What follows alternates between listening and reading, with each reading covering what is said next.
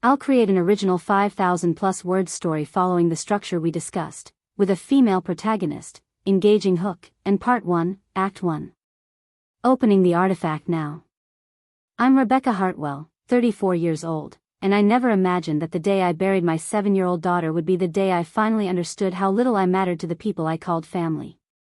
Standing alone at that graveside while rain mixed with my tears, I realized that every single person who should have been there, my parents, my siblings, my husband, had chosen my sister Vanessa's baby shower instead. They chose champagne and gift bags over saying goodbye to my child. But before I tell you how that impossible day changed everything, and how I found the strength to walk away from people who never truly saw me, let me take you back to where it all began. Before we jump back in, tell us where you're tuning in from, and if this story touches you, make sure you're subscribed, because tomorrow, I've saved something extra special for you. Growing up in Portland, Oregon, in a sprawling craftsman house on Laurelhurst Avenue, I learned early that love in the Hartwell family wasn't distributed equally. My parents, Catherine and Douglas Hartwell, ran their household like a business where investments were made based on projected returns, and somehow, I never qualified as a worthwhile investment. My sister Vanessa, 3 years younger, became their golden child from the moment she drew her first breath. I was the practice round, the trial run where they worked out all their parenting mistakes before the real show began. My earliest memory of this imbalance comes from my 8th birthday. I had spent weeks carefully selecting words for the birthday wish list I presented to my parents, modest requests like any child makes. A bicycle with a basket, some art supplies, maybe a new dress for school pictures. My mother glanced at the list with obvious disinterest and said we'd see what we could do, which in Hartwell language meant don't get your hopes up. My birthday arrived with a small vanilla cupcake from the grocery store and a card with $20 inside. No bicycle, no art supplies, no dress. Just a generic card that my father had clearly picked up at the drugstore that morning. 2 months later, Vanessa turned 5. The backyard transformed into a princess paradise complete with a rented bounce house, a face painter, a magician, and a custom 3-tier cake decorated with edible glitter. Vanessa wore a designer party dress that cost more than my entire birthday had, and she opened presents for nearly an hour while neighborhood kids watched in awe.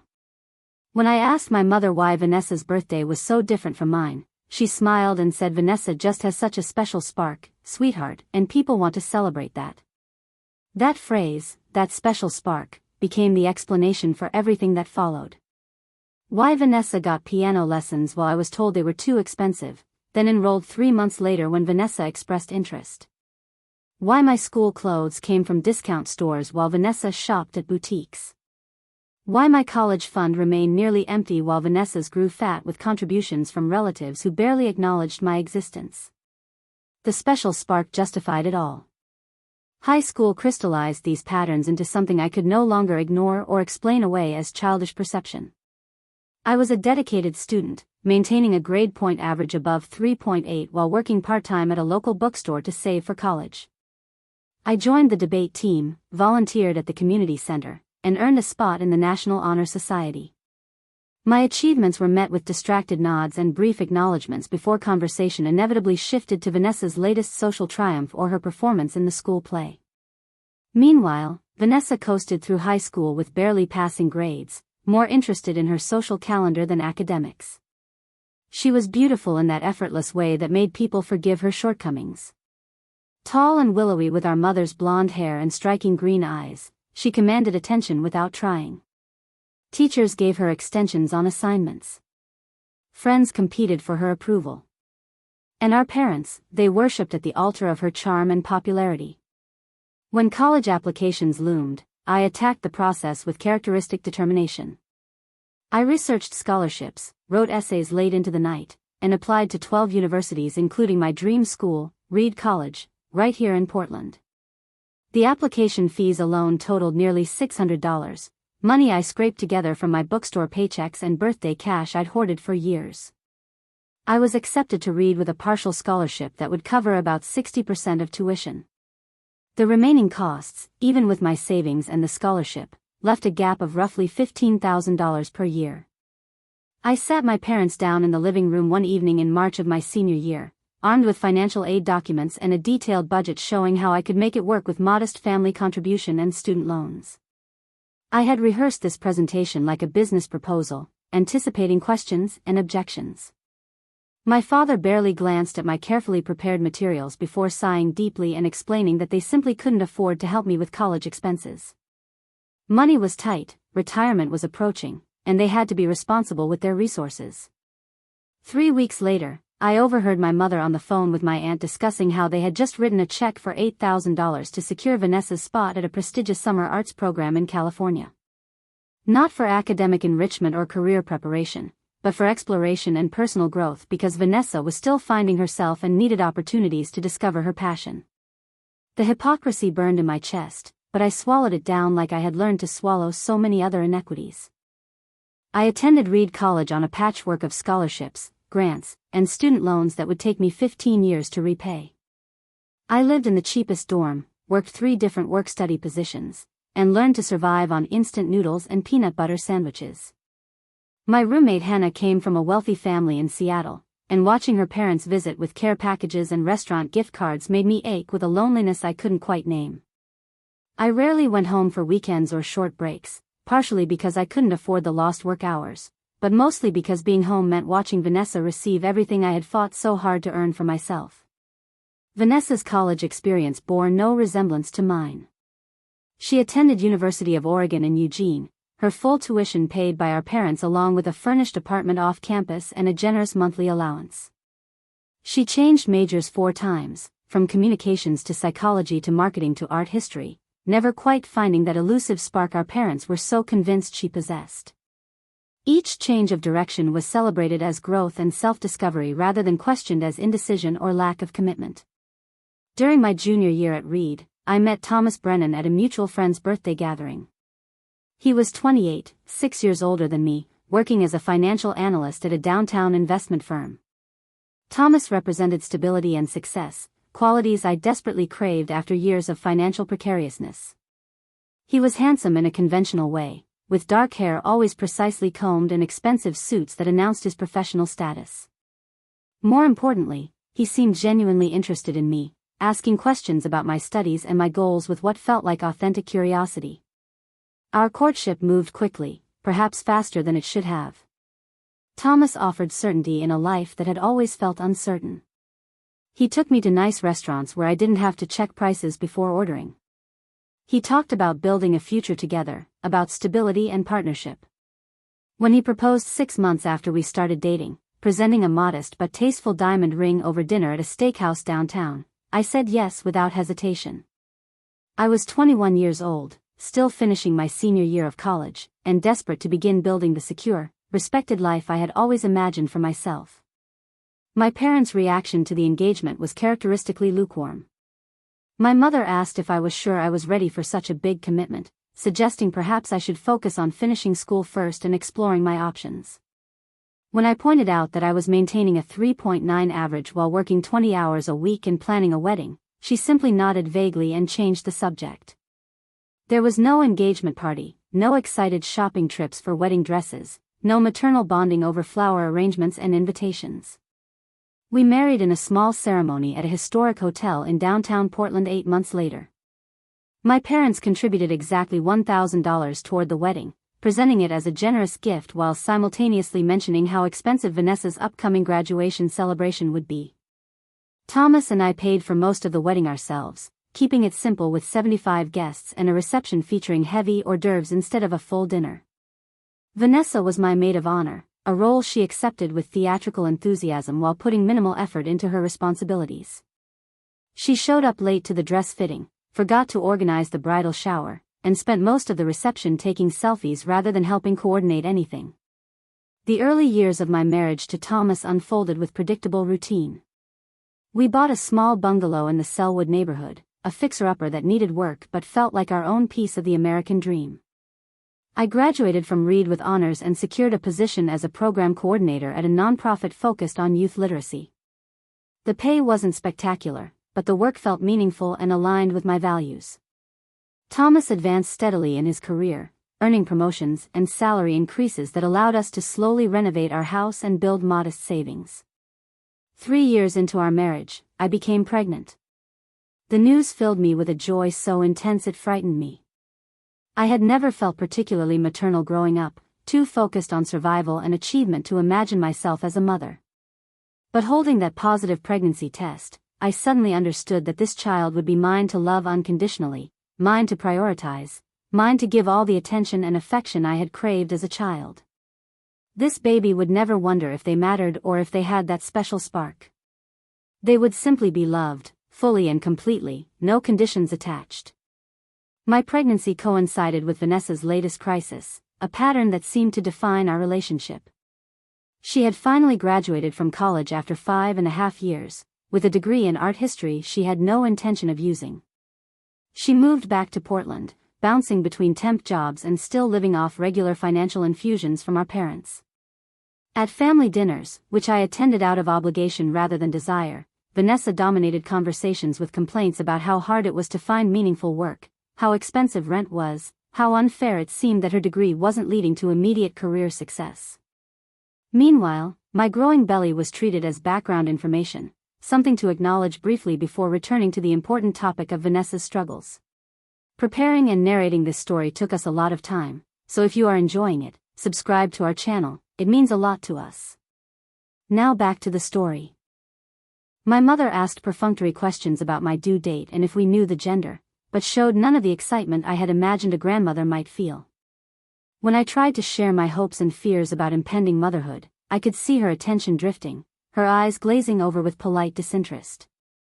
Charlotte Elizabeth Brennan arrived on a rainy October morning after 14 hours of labor. She weighed 6 pounds 11 ounces and had a shock of dark hair and eyes that seemed to take in everything with solemn curiosity. The moment the nurse placed her in my arms, I understood a depth of love I had never imagined possible. This tiny person, completely dependent and perfectly innocent, was mine to protect and cherish.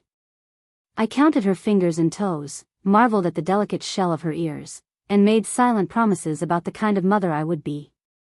My parents visited the hospital the day after Charlotte was born, staying for exactly 20 minutes before my mother announced they had dinner plans and needed to leave. They brought a generic stuffed animal from the hospital gift shop and took exactly 3 photos before hurrying out. I tried not to feel hurt, tried to tell myself they were from a different generation that didn't make a big fuss over babies, but the pain settled in my chest anyway. Vanessa didn't visit the hospital at all, texting that she was dealing with a bad cold and didn't want to risk getting the baby sick. 2 weeks later, when she finally met Charlotte, she held her awkwardly for approximately 90 seconds before handing her back and spending the rest of the visit talking about a guy she was dating who worked in real estate. Charlotte was an easy baby, or perhaps I was just so determined to be a good mother that I didn't mind the sleepless nights and constant demands. I took 3 months of maternity leave, time I spent in a blissful bubble of just me and my daughter.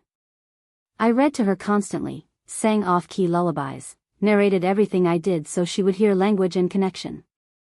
Thomas was a competent but distant father, helpful with practical matters like diaper changes and bottle feeding, but emotionally removed in ways I told myself were normal for new fathers.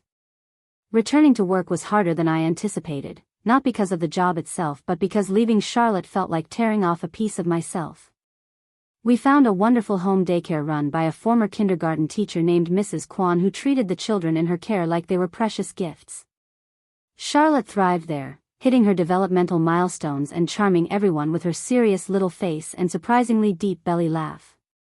The first few years of Charlotte's life passed in a blur of toddler activities and working parent exhaustion. I documented everything in a series of photo albums, determined that my daughter would have evidence of being loved and celebrated. Her first steps, her first words, her first day of preschool, all captured and preserved. I threw elaborate birthday parties that my parents attended with minimal enthusiasm, staying for exactly the cake cutting before inventing reasons they needed to leave. Meanwhile, Vanessa's life continued its pattern of chaos and rescue. She cycled through jobs, relationships, and apartments with alarming frequency. Each disaster required parental intervention and financial support. When she totaled her car driving distracted, our parents bought her a new one. When she accumulated credit card debt from impulse shopping and expensive dinners, they paid it off with stern lectures that had no lasting impact. When she decided she wanted to go to graduate school for interior design, They researched programs and offered to contribute to tuition. The comparison was never explicitly stated, but it hung in the air at every family gathering. Vanessa needed help because she was struggling to find her way. I didn't need help because I had everything figured out. My competence became the excuse for my neglect, while Vanessa's incompetence became the justification for her endless support. Charlotte started kindergarten the year she turned 5, and I watched my serious, sensitive daughter navigate the social world of elementary school with the same careful observation she brought to everything. She made friends slowly but deeply, preferring a few close connections to large groups. She loved art and stories, spending hours drawing elaborate pictures and dictating fantastical tales for me to write down. She was kind and thoughtful, sharing her snacks with classmates and always including children who seemed left out. I poured into Charlotte everything I had missed growing up. I attended every school event, volunteered in her classroom, made sure she felt seen and valued and important. If she wanted dance lessons, we found a way to afford them. If she expressed interest in science, we visited museums and did experiments at the kitchen table. I was determined that my daughter would never doubt her worth or question whether she had that mysterious special spark my parents had always claimed Vanessa possessed. Thomas grew more distant as Charlotte grew older, working longer hours and traveling frequently for business.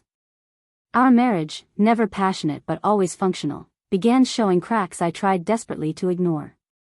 He seemed irritated by Charlotte's constant chatter, impatient with her questions, resentful of the time and attention she required. When I tried to discuss my concerns, he dismissed them as me being oversensitive or not understanding the pressure he was under at work.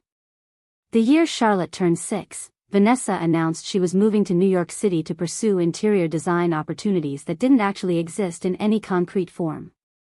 My parents hosted a going-away party with 50 guests, catered food, and emotional toasts about Vanessa's bravery and adventurous spirit. When I had moved into my college dorm, my mother had helped me carry boxes and left within an hour. The double standard was so blatant it should have been funny, but I had long since lost the ability to laugh at these inequities. Vanessa's New York adventure lasted exactly 7 months before she returned to Portland, broke and dejected, claiming the city was too competitive and unwelcoming. My parents welcomed her back with open arms and an open checkbook, helping her secure an apartment and connecting her with potential employers through their network. Within weeks, she landed a position at a boutique design firm owned by a friend of our father's, a job she was spectacularly unqualified for but somehow maintained through charm and family connections. Around this time, Charlotte started complaining about headaches and fatigue. As a working mother constantly juggling responsibilities, I initially attributed it to the normal ups and downs of childhood. Maybe she needed more sleep, or perhaps she was coming down with a virus. But the symptoms persisted and intensified. She lost her appetite, something completely out of character for my daughter who loved food and trying new things. She started falling asleep in the middle of the day, her energy draining away so gradually I almost didn't notice until it was undeniable. The pediatrician visit that changed everything happened on a Thursday afternoon in September, 2 months after Charlotte's 7th birthday. I had taken off work early, telling my supervisor it was probably nothing but I wanted to get Charlotte checked out to be safe. Dr. Morrison, who had been Charlotte's doctor since birth, conducted a thorough examination while my daughter sat quietly on the examination table, her legs dangling and her face pale. After checking her reflexes, feeling her lymph nodes, and asking detailed questions about her symptoms, Dr. Morrison's expression shifted into something I would later recognize as controlled alarm. She ordered immediate blood work and suggested we go straight to the Children's Hospital for additional testing. Her voice remained calm and professional, but I saw something in her eyes that made my hands start trembling. The next 72 hours unfolded like a nightmare from which I couldn't wake. Blood tests led to scans led to biopsies, and biopsies led to an oncologist's office where Thomas and I sat holding hands while a doctor explained that our 7-year-old daughter had an aggressive form of leukemia. The medical terminology washed over me in waves I couldn't process. Blast cells and treatment protocols and survival statistics. I heard the words but couldn't make them connect to my beautiful, thoughtful daughter who just wanted to draw pictures and hear stories. Treatment began immediately.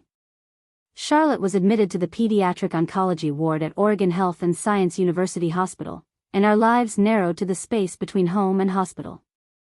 I took a leave of absence from work, using every bit of saved vacation and sick time before going unpaid. Thomas continued working, citing financial necessity and the need to maintain our health insurance, which was true but felt like abandonment nonetheless. Charlotte was incredibly brave through the first round of chemotherapy, braver than any child should have to be. She tolerated the nausea and weakness with quiet resilience, never complaining even when I could see the suffering in her eyes. Her hair began falling out in clumps, and we made a game of it, letting her choose fun hats and scarves to wear. She picked bright colors and silly patterns, determined to find joy even in the hardest moments. I called my parents the day of Charlotte's diagnosis, my voice breaking as I explained what the doctors had told us. My mother made sympathetic sounds and said how awful it must be, then asked if we needed anything. I said we needed family support and visits and help managing the overwhelming logistics of childhood cancer treatment. She promised they would come by soon, then mentioned that Vanessa had just gotten promoted at work and they were taking her out to celebrate that weekend. They visited the hospital exactly twice during Charlotte's entire treatment. The first visit lasted about 40 minutes, my parents sitting awkwardly in the chairs beside Charlotte's bed, clearly uncomfortable with the medical equipment and antiseptic smell. They brought a stuffed animal and some coloring books, generic gifts that showed no understanding of who Charlotte was or what she liked. My mother kept checking her phone, and my father seemed relieved when a nurse came in to check Charlotte's vitals, giving them an excuse to step out. The second visit came 3 weeks later and was even shorter. Charlotte was having a particularly rough day, nauseous from chemotherapy and running a slight fever that had the medical team concerned. My parents stayed for 20 minutes before my mother announced they had theater tickets and really needed to go. They left with promises to visit again soon, promises that never materialized. Vanessa never visited at all. She sent a few text messages asking how Charlotte was doing, generic inquiries that felt obligatory rather than genuinely concerned. When I suggested she might come by to cheer up her niece, she had an endless list of excuses. Work was really demanding, she was fighting off a cold, she found hospitals depressing and didn't know what to say to a sick child. Each excuse was individually reasonable but collectively revealed the truth. My daughter's life-threatening illness ranked far below my sister's comfort and convenience.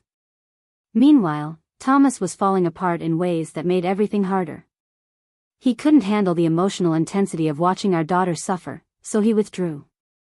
He worked later hours, volunteered for business trips, found reasons to be anywhere except the hospital room where Charlotte fought for her life. When he did visit, he seemed anxious to leave, checking his watch and making excuses about calls he needed to take or work emergencies requiring his attention. I was essentially alone, carrying the full weight of our daughter's illness while trying to maintain hope and positivity for Charlotte's sake. The hospital became my second home, the nurses my closest confidants, other parents of sick children my support network. We shared the terrible knowledge that bonded us together, the understanding that your whole world could be contained in one fragile body and that every day was a negotiation with fate. Charlotte responded initially to the first round of treatment, her numbers improving enough to give us cautious hope. The oncologist explained the long road ahead, years of treatment and monitoring, but suggested that Charlotte's age and overall health before diagnosis were in her favor. I clung to those words like a lifeline, building elaborate futures in my mind where this was just a terrible chapter in a long and happy life. Then came the relapse. Just when we thought we might be turning a corner, Charlotte's numbers went in the wrong direction. The cancer was back and more aggressive than before. The oncologist's face when she delivered this news told me everything I needed to know before she spoke a single word. We were running out of options, running out of time, running out of hope. The hospital became our entire world. Charlotte's room filled with drawings from her classmates, cards from my co-workers, and flowers from friends and acquaintances. My parents sent a plant with a generic card. Vanessa sent nothing. The disparity in how people showed up during crisis revealed truths I had spent my whole life trying not to acknowledge. As Charlotte's condition deteriorated, I called my parents more frequently, desperate for family support as I watched my daughter slip away. My mother would answer with distracted sympathy, ask a few cursory questions, then find reasons to keep the conversation short. My father sent occasional text messages checking in but never offered to visit or help with the mounting practical and emotional demands of caring for a dying child. During one particularly desperate phone call when Charlotte had been in ICU for 3 days, I broke down sobbing to my mother, begging her to come sit with me, to help me carry this unbearable weight. She sighed and said she would try to stop by that week, but Vanessa was going through a hard time with a breakup and really needed maternal support right now. The comparisons stole my breath. My daughter was dying, and my sister's romantic disappointment apparently required more urgent attention. That conversation happened on a Tuesday afternoon. Charlotte died the following Sunday morning at 6:43, with me holding her hand and singing the lullaby I had sung since she was a baby. Thomas had gone home to shower and change, so he wasn't there for her final breath. Just me and my beautiful daughter, her small hand in mine, her breathing growing slower and slower until it simply stopped. The grief was total and annihilating, a pain so immense I didn't understand how my body continued functioning. The hospital staff gave me as much time as I needed with Charlotte's body, and I sat there for 2 hours, memorizing every detail of her face, unwilling to accept that this was goodbye. When Thomas finally arrived, responding to my text with the words "she's gone," he cried for about 10 minutes, then started making phone calls about funeral arrangements, retreating into logistics as his coping mechanism. I called my parents from the hospital chapel, my voice hollow with shock. I told them Charlotte had died that morning, and there was a long pause before my mother said, "Oh honey, I'm so sorry," in a tone that sounded more tired than devastated. I told them we would let them know about funeral arrangements once we made them, expecting this news to mobilize them into action, to trigger some maternal or paternal response that matched the magnitude of this loss. My father got on the phone and said they would of course support us however we needed, but then mentioned almost immediately that Vanessa had just announced she was pregnant. She was having her first baby shower that upcoming Saturday afternoon, the same day we were tentatively planning Charlotte's funeral. His voice actually contained excitement as he shared this news, as if the arrival of Vanessa's baby somehow balanced the loss of my child. I couldn't speak. The juxtaposition was so grotesque I wondered if I was hallucinating. My 7-year-old daughter had just died after months of suffering, and my father was telling me about party planning for my sister's pregnancy. Finally, I found words. "The funeral will likely be Saturday," I said. "We'll confirm details tomorrow." There was another pause, then my mother took the phone back. "Rebecca, Saturday is really difficult for us. Vanessa's shower has been planned for weeks, and she's counting on us being there. You understand how important this is for her." I understood nothing except that my family was choosing a baby shower over my daughter's funeral. The funeral home smelled of lilies and formaldehyde, scents that would forever trigger nausea in me. Thomas and I sat across from the funeral director, a soft-spoken man named Mr. Patterson who had probably guided thousands of grieving families through these impossible decisions. He presented us with choices about caskets and flowers and service programs, each decision feeling both monumentally important and completely meaningless. What did it matter what color the interior lining was when my daughter would never see it? What did it matter if we chose roses or carnations when Charlotte would never smell them? We settled on Saturday afternoon at 2 o'clock for the service, followed by burial at Riverview Cemetery where Thomas's grandparents were interred. The funeral home could accommodate about 150 people, and I began making a mental list of who needed to be notified. Charlotte's teachers and classmates, my co-workers, Thomas's colleagues, our neighbors, the families we had met during treatment whose children were fighting their own battles against cancer. The community that had supported us through Charlotte's illness would want to say goodbye. I called my mother again that evening to confirm the funeral details, still hoping that perhaps I had misunderstood their earlier response, that surely they wouldn't actually choose a baby shower over their granddaughter's funeral. My mother answered on the 4th ring, her voice carrying that familiar distracted quality that meant I was interrupting something more important. "The funeral is confirmed for Saturday at 2 o'clock at Greenwood Memorial," I said without preamble. "I'm sending you the details tonight." There was a long silence, then a sigh. "Rebecca, I really wish you had consulted with us before setting the date. We told you Saturday is Vanessa's shower. Can't you move it to Sunday or even the following weekend?" The question was so absurd I actually laughed, a harsh sound with no humor in it. Move my daughter's funeral to accommodate a baby shower? Do you hear yourself? Don't take that tone with me, my mother snapped. I understand you're grieving, but Vanessa has been planning this shower for months. She has 40 guests coming, catering ordered, decorations purchased. You're asking us to choose between our daughters. I'm not asking you to choose, I said, my voice rising despite my effort to stay calm. I'm informing you when your granddaughter's funeral is taking place. The fact that you see this as a choice rather than an obvious priority tells me everything I need to know. That's not fair, she protested. You know how important this pregnancy is for Vanessa. She's struggled with fertility issues and finally got pregnant. This baby shower represents hope and joy after so much disappointment. And Charlotte's funeral represents grief after watching a 7-year-old die of cancer, I shot back. If you're genuinely trying to compare the significance of these two events, then we have nothing more to discuss.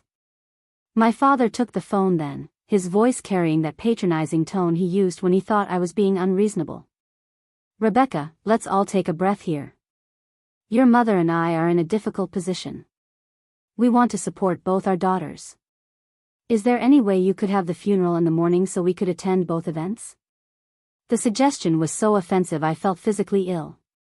You want to attend my daughter's funeral and then go celebrate at a baby shower? You want to bury Charlotte and then eat cake and open presents? We're trying to find a compromise, he said defensively. Family means making accommodations for everyone's needs. Charlotte is dead, I said, my voice breaking. She doesn't have needs anymore. But I do. I need my parents at my daughter's funeral. I need you to show up for once in my life when something truly devastating has happened. I need you to choose me, just this once. We've always been there for you, my father insisted, his voice taking on that wounded quality that usually made me backtrack and apologize. You're being unfair and emotional right now, which is understandable given the circumstances, but you need to consider other people's feelings too. I hung up without responding, my hands shaking so badly I nearly dropped the phone. Thomas looked up from his laptop where he had been reviewing something work-related, his expression irritated at the interruption. What was that about? He asked. I explained the conversation, expecting shock or outrage or at least validation that my parents' position was indefensible.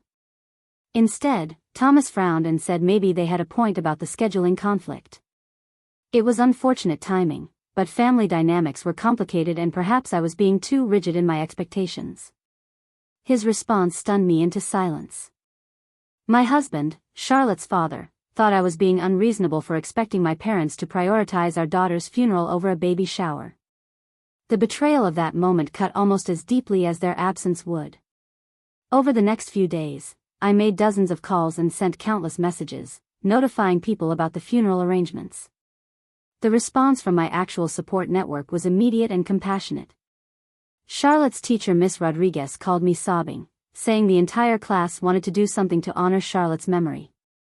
My supervisor at work immediately arranged for staff coverage so anyone who wanted to attend could do so. Mrs. Kwan from the daycare Charlotte had attended as a toddler asked if she could bring flowers from her garden. The mother of Charlotte's best friend Maya offered to help coordinate anything I needed. My parents sent a text message saying they were sorry they couldn't attend due to prior commitments but would send flowers and keep us in their thoughts. The sterile corporate language of their message made my grief twist into rage. Prior commitments, as if Vanessa's baby shower was a business meeting or unavoidable obligation rather than a deliberate choice to value one daughter over another. Vanessa sent her own message, slightly more personal but equally hollow. So sorry about Charlotte. I know this is hard. Hope you understand about the shower timing. Mom and Dad really need to be there for me right now with everything I've been through with the pregnancy struggles. Maybe we can get together next month and I can tell you all about the shower. The casual cruelty of suggesting we get together so she could tell me about her baby shower, the implication that I should be interested in hearing about an event that my parents had chosen over my daughter's funeral, revealed a narcissism so complete I wondered how I had never fully recognized it before. Everything was always about Vanessa, her needs, her struggles, her milestones. My catastrophic loss was just an inconvenient scheduling conflict in the ongoing drama of her life. I showed Thomas the messages, still seeking some validation that this was as wrong as it felt. He barely glanced at them before shrugging and saying families were complicated and maybe after some time passed we could work through these issues. His emotional abandonment was complete. I was alone in my grief, alone in my outrage, alone in everything that mattered. The days before the funeral passed in a haze of logistics and barely suppressed anguish.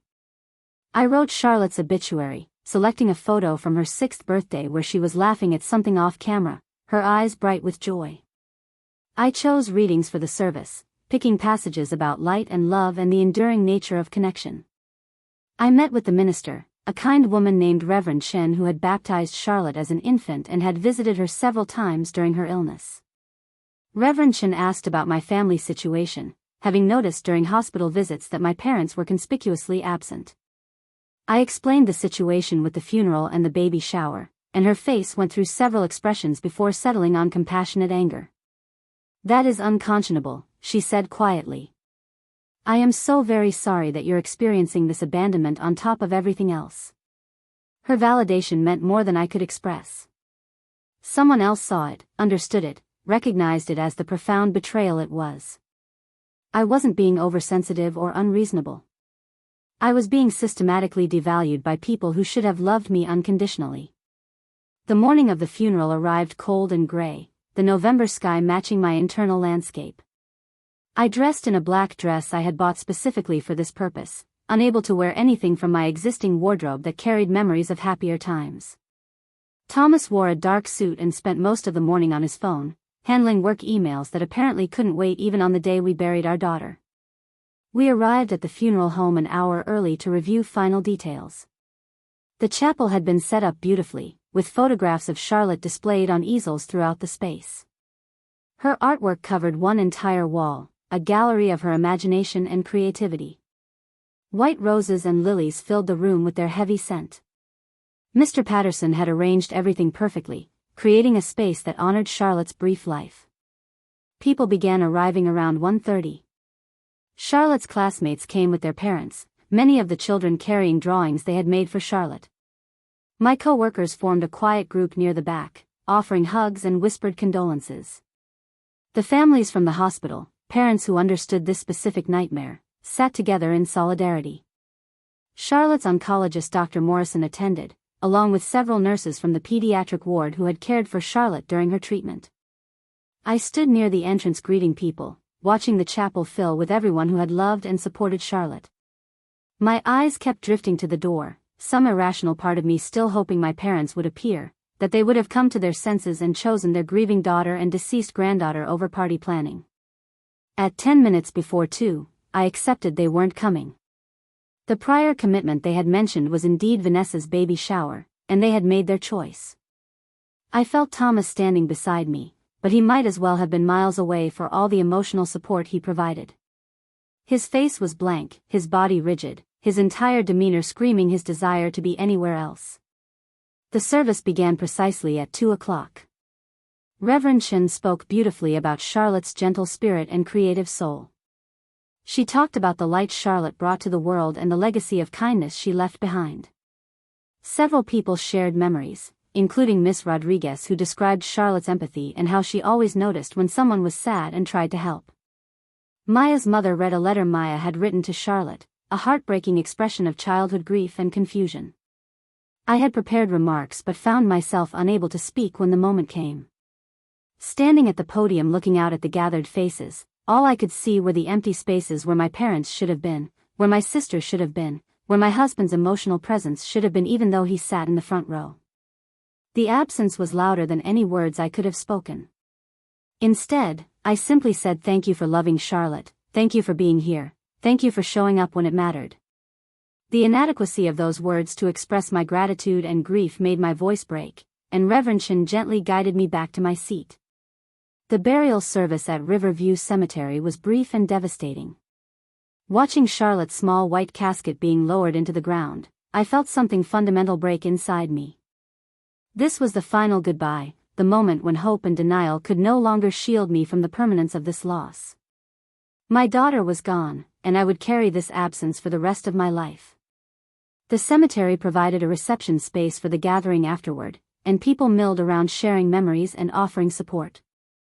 I moved through the crowd in a daze, accepting condolences and hugs without fully processing them. My phone buzzed repeatedly in my purse, messages I ignored until someone suggested I might want to check in case there was something urgent. I pulled out my phone to find 17 unread messages and 6 missed calls, all from Vanessa. The messages started cheerful and devolved into irritation. The early ones included photos from the baby shower, elaborate decorations in pink and gold, tables laden with gifts, Vanessa glowing in a fitted dress that showed off her pregnancy. The later messages complained that our parents seemed distracted and not fully present at the shower, that they kept checking their phones and seemed worried about something. The final message read, "Mom and Dad are being so weird. They keep talking about you and looking sad. This is supposed to be MY Day and they're ruining it by being depressed about Charlotte. Can you call them and tell them to focus on the shower? This is important to me."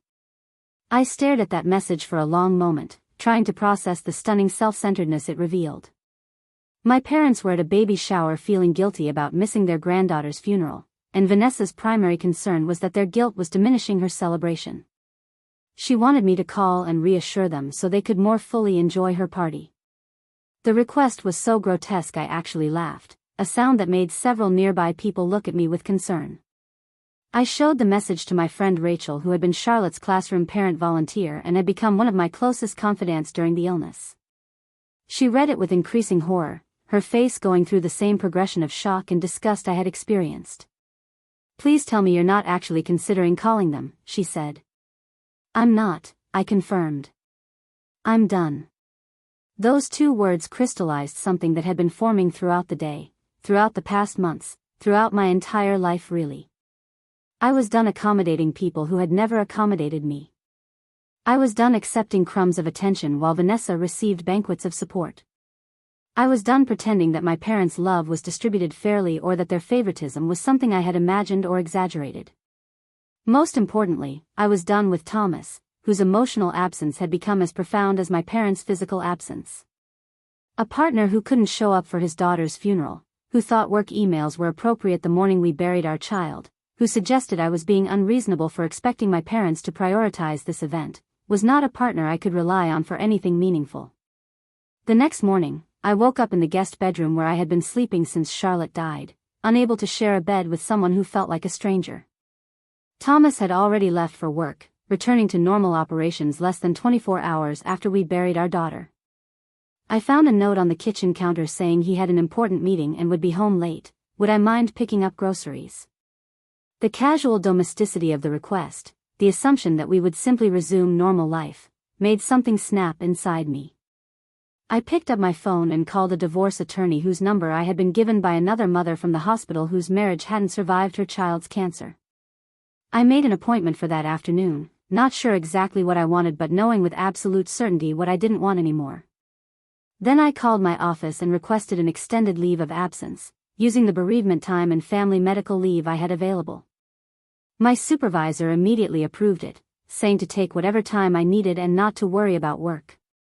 The compassion in her voice made me cry, highlighting the absence of that compassion from the people who should have provided it automatically. I spent the rest of the morning going through Charlotte's room, a task I had been avoiding but now felt urgent. I carefully packed her artwork, her favorite books, her special treasures. I took photographs of everything before dismantling it, creating a record of the space where my daughter had dreamed and played and been herself. Each item carried memories that threatened to destroy me, but I pushed through because this was my work to do, my grief to carry, my love to preserve. Around 11 o'clock, my phone rang with my mother's number. I stared at it for several rings before answering, curious what she could possibly say that would matter now. "Rebecca, honey, how are you doing?" Her voice carried forced cheerfulness that grated against my raw nerves. "How do you think I'm doing?" I replied flatly. "I buried my daughter yesterday while you attended a baby shower." There was a sharp intake of breath, then defensive anger flooded her response. "That's not fair. You know how important that shower was for Vanessa. We sent beautiful flowers to the funeral. People told us they were lovely." "I didn't see them," I said. "I was too busy noticing your empty chairs." "We're trying to balance supporting both our daughters," she insisted. "You're not the only one in this family with needs." Charlotte didn't have needs anymore, I said, echoing my words from our earlier conversation. She's dead. But I needed you there and you chose not to come. That's a choice you'll have to live with. Don't you dare make us feel guilty, my mother snapped. We've done nothing but support you your entire life. We raised you, put a roof over your head, gave you opportunities. This is how you thank us? By attacking us for trying to also support your sister during an important milestone? The delusion in her words would have been funny if it weren't so painful. They had rewritten history so completely that they genuinely believed they had been equal and supportive parents to both daughters. The favoritism I had experienced my entire life had been erased from their memory, replaced with a narrative where they were the victims of my ungrateful demands. I need to go, I said, unwilling to engage in this circular argument. Before you hang up, my mother said quickly, Vanessa wanted me to tell you the shower was beautiful. She got so many wonderful gifts and everyone said it was the nicest baby shower they had ever attended. She wanted to know if you'd like to come over next week to see everything. The invitation, extended without any apparent awareness of how inappropriate it was, represented everything wrong with my family dynamics. Less than 24 hours after burying my child, my sister wanted me to come admire her baby shower gifts and hear about her wonderful celebration. The complete absence of empathy or awareness was almost impressive in its totality. No, I said simply. I won't be doing that. Rebecca, you're being very difficult, my mother sighed. I know you're grieving, but you can't just shut out your family.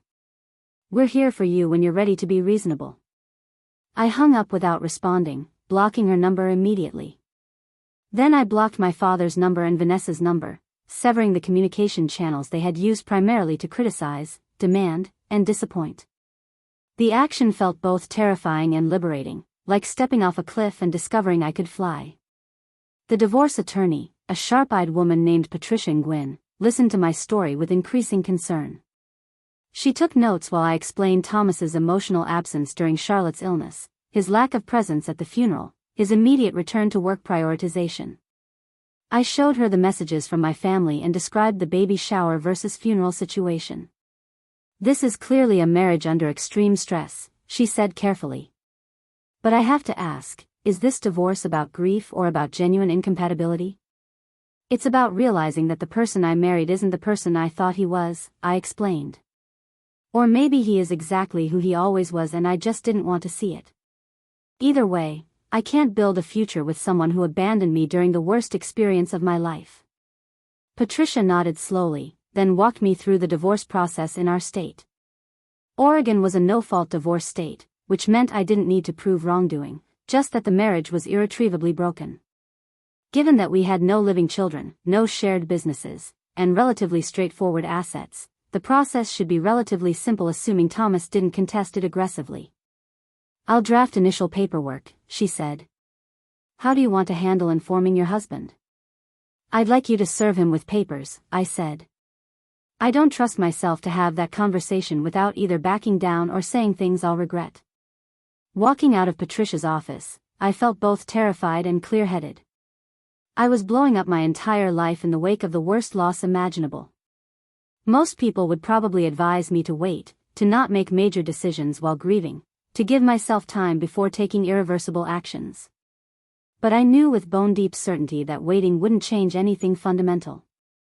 Thomas had shown me exactly who he was when it mattered most, and I believed him. That evening, Thomas came home around 8 o'clock, loosening his tie and complaining about traffic. He opened the refrigerator, saw that I hadn't gone grocery shopping as requested, and sighed with obvious irritation. I thought you were going to pick up groceries, he said. I was busy, I replied. Meeting with a divorce attorney. He froze with the refrigerator door still open, cold air spilling into the kitchen. What did you just say? I filed for divorce this afternoon. You'll be served with papers in the next few days. Thomas closed the refrigerator very carefully, then turned to face me with an expression I couldn't quite read. You're divorcing me because I had to work the day after the funeral. That's what this is about? This is about you abandoning me and Charlotte for months, I said steadily. It's about you being on your phone during her last days. It's about you not being present at her funeral. It's about you thinking work emails are more important than grief. It's about realizing I've been essentially alone in this marriage for a long time. You're not thinking clearly, he said, his voice taking on that patronizing tone I recognized from my father. You're grieving and not making rational decisions. We can get you into therapy, work through this together. I don't want to work through this, I said. I want a divorce. His face shifted through several emotions before settling on cold anger. Fine. If that's what you want. But don't expect me to make this easy. This house is half mine and I'm not just walking away from my investment. The fact that his first thought was about the house and assets rather than our relationship or Charlotte's death confirmed everything I needed to know. We talked past each other for another hour, his arguments focused on practical concerns and accusations of irrationality, mine focused on emotional abandonment and fundamental incompatibility. We resolved nothing except confirming that yes, this marriage was truly over. I moved into the guest bedroom permanently that night, beginning the strange cohabitation period that often precedes physical separation and divorce. Thomas became cold and hostile, communicating primarily through terse text messages even when we were in the same house. He got his own attorney and the legal maneuvering began, transforming our failed marriage into a business transaction to be negotiated and concluded. My parents, having been blocked, began reaching out through other relatives. My aunt called with a concerned message about how worried everyone was about me. My cousin sent an email suggesting I was pushing away people who loved me. Each flying monkey they sent to breach my boundaries received the same response. I was grieving my daughter and needed space from people who had demonstrated they couldn't support me through this loss.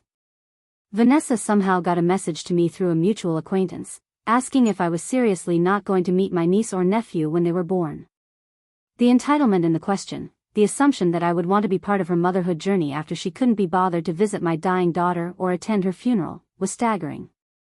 I responded through the same acquaintance, I wish Vanessa well with her pregnancy and hope she has a healthy baby.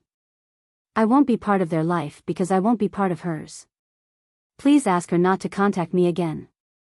The weeks after the funeral blurred together in a haze of grief counseling, divorce proceedings, and the difficult work of figuring out who I was without Charlotte and without the family structures I had spent my whole life trying to fit into.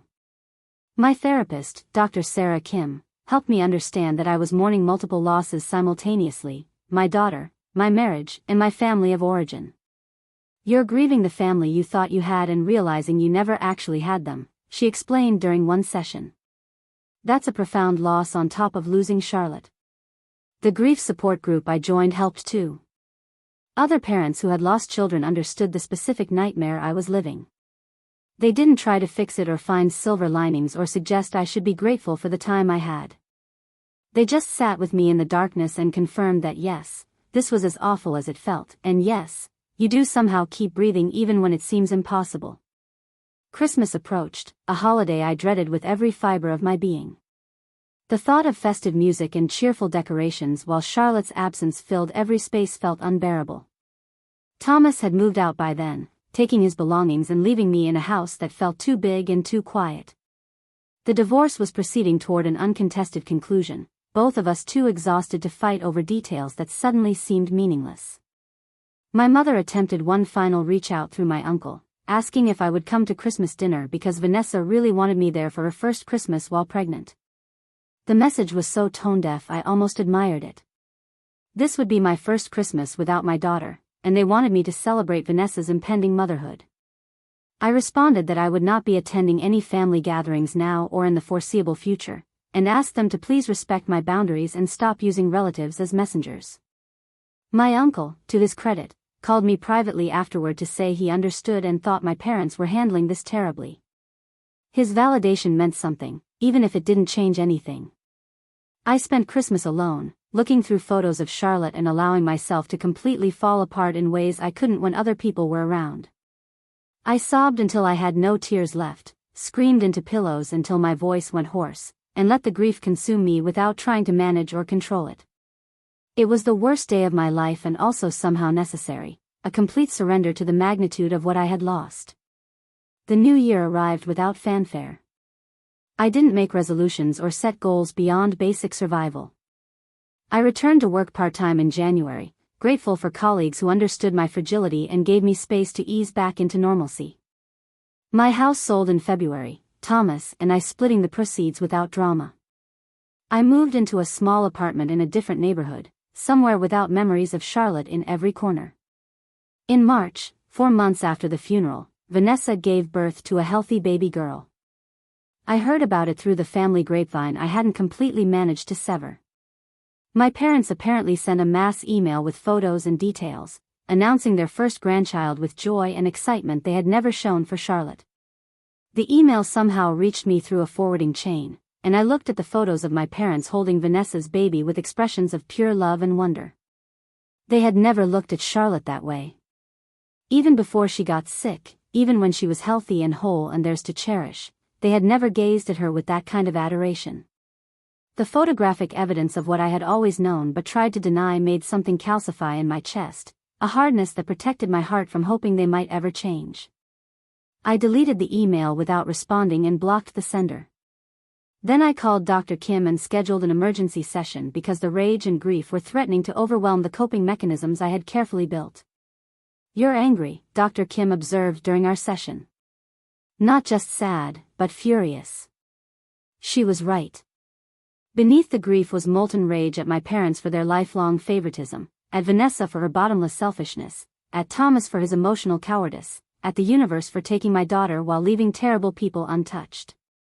The anger felt dangerous and powerful, and I didn't entirely trust myself with it. "Anger is a normal part of grief," Dr. Kim said gently. "And in your case, it's also a healthy response to genuine mistreatment. You're allowed to be angry at people who failed you.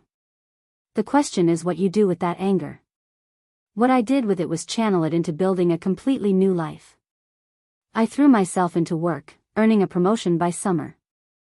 I volunteer at the hospital where Charlotte received treatment, supporting other families navigating childhood cancer. I take art classes and photography workshops, things I had always been interested in but never made time for. I build friendships with people who have no connection to my past, who know me only as the person I am becoming rather than the person I was. My divorce finalized in April, a quiet conclusion to a marriage that had been over long before the legal system acknowledged it. Thomas sent a brief email wishing me well, and I responded with equal brevity. We had nothing left to say to each other, our connection severed completely by grief and incompatibility. In May, 6 months after Charlotte's funeral, I received a letter forwarded from my old address. It was from my mother, handwritten on her personal stationery. I almost threw it away unread, but curiosity won out. The letter was 6 pages of justifications and grievances. She explained at length why they had chosen Vanessa's baby shower, emphasizing how much Vanessa had struggled with fertility and how important it was to support her during this special time. She mentioned that they had sent flowers to the funeral, as if that somehow compensated for their absence. She complained that I was being cruel by cutting them out of my life and suggested that I was using Charlotte's death as an excuse to be vindictive. The letter concluded with an ultimatum: if I wanted to be part of this family, I needed to apologize for my hurtful behavior, reach out to Vanessa to make amends, and commit to being a supportive aunt to her daughter. Otherwise, they would have no choice but to accept my decision to estrange myself and move forward without me. I read the letter 3 times, each reading revealing new layers of delusion and emotional manipulation.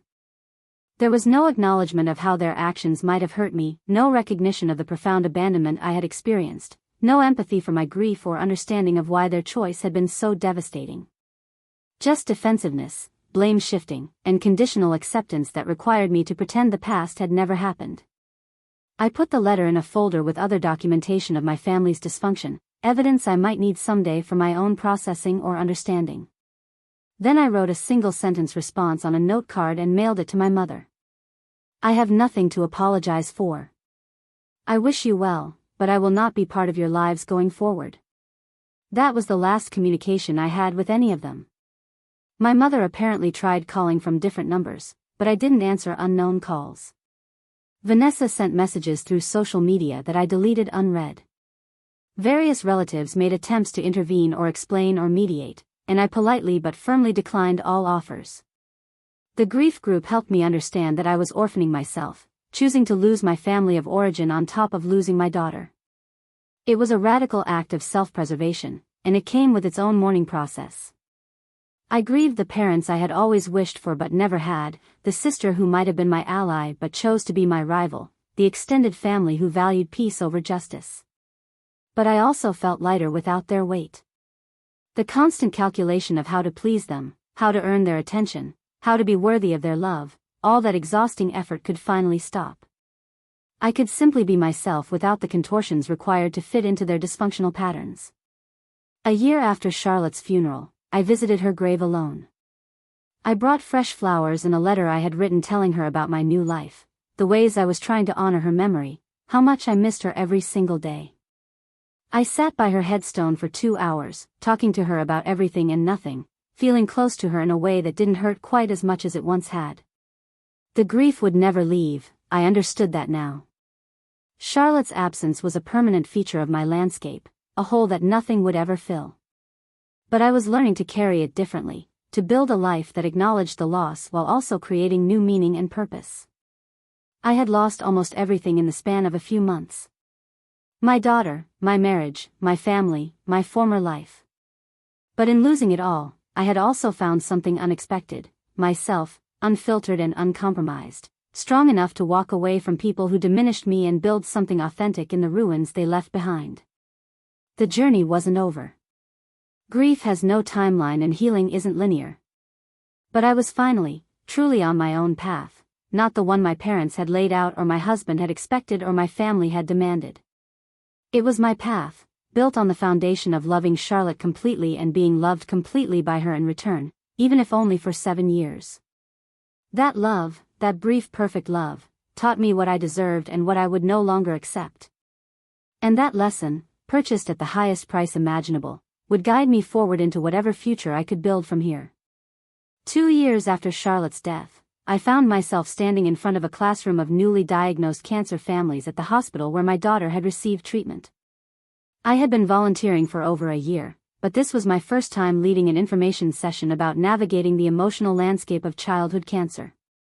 My hands trembled slightly as I looked out at the terrified parents clutching pamphlets and tissues, their faces reflecting the same shock and devastation I had worn in those early days. I shared my story carefully, omitting the parts about my family's abandonment but emphasizing the importance of building support networks and accepting help from people who genuinely showed up. A young mother in the back row raised her hand and asked how I had survived losing my daughter. The question hung in the air, raw and desperate. "You don't survive it," I said honestly. "You just learn to carry it differently. Some days the weight crushes you and some days you can almost breathe normally. But you keep going because that's what love requires." After the session, several parents approached me privately. One father confessed that his own family had been making his daughter's illness about themselves, demanding updates and attention while providing minimal actual support. I gave him the number for my therapist and told him that boundaries weren't betrayal, they were survival. My professional life had flourished in unexpected ways. The promotion I earned came with opportunities to develop new programs focused on community engagement and social impact. I poured my energy into creating initiatives that mattered, finding purpose in work that felt meaningful. My colleagues became genuine friends, people who knew my whole story and valued me anyway. I started dating again that spring, tentatively and without expectations. A colleague introduced me to Marcus, a high school English teacher who volunteered with literacy programs on weekends. He was kind and patient, understanding that I came with complicated grief and trust issues. Our relationship developed slowly, built on honesty and respect rather than desperate need or romantic fantasy. Marcus never tried to replace Charlotte or fill the void she left. He simply acknowledged that she would always be part of my story and loved me with that understanding. When I had difficult days, he sat with me without trying to fix anything. When I needed space, he gave it without taking it personally. He showed me what partnership could look like when both people were emotionally present and genuinely committed. One evening over dinner at my apartment, Marcus asked about my family. I had mentioned the estrangement but never shared the full story. I told him everything, from the lifelong favoritism to the baby shower versus funeral choice to the complete severing of contact. He listened without interruption, his expression shifting through anger and sadness on my behalf. "Do you ever regret cutting them off?" he asked when I finished. I considered the question carefully. Sometimes I grieve what could have been if they were different people. But I don't regret protecting myself from people who consistently hurt me. Losing them was painful, but keeping them would have been worse. 3 years after the funeral, I received notification that my parents had tried to contact me through the Victim Assistance Program at Charlotte's hospital. They had apparently shown up asking for information about how to reach me, claiming they wanted to make amends. The hospital's social worker called to let me know they had refused to provide my information but wanted me to be aware of the attempted contact. The news unsettled me more than I expected. Part of me, the part that still carried childhood hopes of being loved and chosen, wondered if they had actually changed. Dr. Kim helped me work through these feelings, reminding me that people rarely underwent fundamental transformations without significant intervention and accountability. If they were genuinely interested in making amends, what would that look like, she asked. It would start with acknowledging what they did wrong without justification, I said slowly. It would include understanding why choosing the baby shower was so devastating and taking responsibility for a lifetime of favoritism. It would mean accepting that rebuilding trust would take years and might never be complete. Do you believe they're capable of that level of accountability? Dr. Kim asked gently. I thought about the letter my mother had sent, full of justifications and demands for my apology. I thought about decades of having my experiences minimized and my needs dismissed. I thought about them holding Vanessa's baby with joy they had never shown Charlotte. No, I said finally. I don't think they're capable of that. And I'm done hoping they'll become people they're not. I drafted a message through the hospital's social worker, brief and clear. I appreciated that they had reached out but was not interested in contact or reconciliation. I wished them well and requested they respect my boundaries going forward. It felt like closing a door I had left slightly ajar, and the finality brought unexpected peace. Vanessa's daughter would be 3 now, I calculated sometimes when my mind wandered to the family I no longer knew. She would be talking in full sentences, discovering her personality, becoming her own person. I wondered if my parents doted on her the way they had never doted on Charlotte, if Vanessa was raising her with the same entitlement she had been raised with, if the cycle of favoritism was repeating itself with a new generation. But those thoughts came less frequently as time passed and my new life solidified into something stable and genuine. I bought a small house in a quiet neighborhood, filled it with art and books and reminders of Charlotte. I maintained friendships that nourished me and let go of connections that drained me. I built a life that honored my daughter's memory while also creating space for joy and growth. The grief never disappeared, but it integrated into who I was rather than overwhelming everything else. I could think about Charlotte's laugh without immediately dissolving into tears. I could look at her photos and smile at memories instead of only feeling the ache of loss. The pain became part of my foundation rather than a force that controlled me. On what would have been Charlotte's 10th birthday, Marcus and I planted a Japanese maple tree in my backyard. We hung wind chimes that caught the breeze and created soft music. I read aloud from Charlotte's favorite books and told Marcus stories about her creativity and kindness. It wasn't the birthday party I would have thrown if she were alive, but it was a way of honoring her continued presence in my life. That evening, I wrote Charlotte a letter like I did every year on her birthday. I told her about the work I was doing at the hospital, about Marcus and how he made me laugh, about the garden I was growing and the art classes I was taking. I told her she was loved and missed and remembered every single day. Then I placed the letter in a box with all the others, a collection of conversations with my daughter who would never read them but somehow still received them.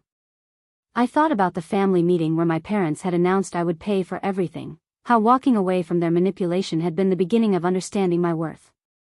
That moment of refusal, of choosing myself over their expectations, had prepared me for the much harder choice of walking away after Charlotte's funeral. Both decisions required recognizing that some relationships cost more than they give, and that self-preservation isn't selfish when the alternative is self-destruction. My life now looked nothing like I had imagined it would. I was divorced, estranged from my family, childless in a way that would always hurt. But I was also free from toxic dynamics that had shaped me for decades, partnered with someone who genuinely valued me, doing work that mattered and building connections based on authenticity rather than obligation. The worst thing that could happen had happened when Charlotte died. Everything else, including losing my family and my marriage, was survivable because I had already survived the unsurvivable. That knowledge gave me a kind of fearless clarity about what I would and wouldn't accept in my life going forward. I would never attend another family gathering where I was treated as less than. I would never again accept crumbs of attention from people who should offer full meals of love. I would never apologize for having boundaries or needs or expectations of basic respect. And I would never, ever let anyone make me feel guilty for walking away from situations that diminished me. Charlotte's brief life had taught me what unconditional love looked like, and her death had taught me what I deserved from the people who claimed to love me. Those lessons, bought at the highest price, guided every decision I made about who deserved space in my life and who I needed to release. Standing in my garden on a warm summer evening, wind chimes singing Charlotte's memory into the twilight, I felt something I hadn't expected to feel again. Not happiness exactly, but contentment. Peace with the life I had built from ruins. Gratitude for the people who had shown up when it mattered. Hope that the future might hold goodness I couldn't yet imagine. The family who should have been there wasn't, and that would always be a loss. But I had found family in unexpected places, in friends who became chosen sisters, in support groups that understood, in a partner who loved me without conditions. I had built something real from the ashes of what I thought my life would be. And Charlotte, my beautiful daughter who taught me about love and loss in equal measure, she was woven through everything I had become. Not as a wound that wouldn't heal, but as a foundation that made me stronger, kinder, more capable of recognizing what mattered and releasing what didn't. That was her final gift to me, the clarity to see people as they truly were and the courage to walk away when love was conditional or absent entirely. I carried her with me in that clarity, in that courage, in every choice to honor myself the way I had honored her. The path forward remained uncertain, but I walked it with purpose and authenticity, knowing that sometimes the most loving thing you can do is close the door on people who never learned how to truly open theirs. Up next, you've got 2 more standout stories right on your screen. If this one hit the mark, you won't want to pass these up. Just click and check them out.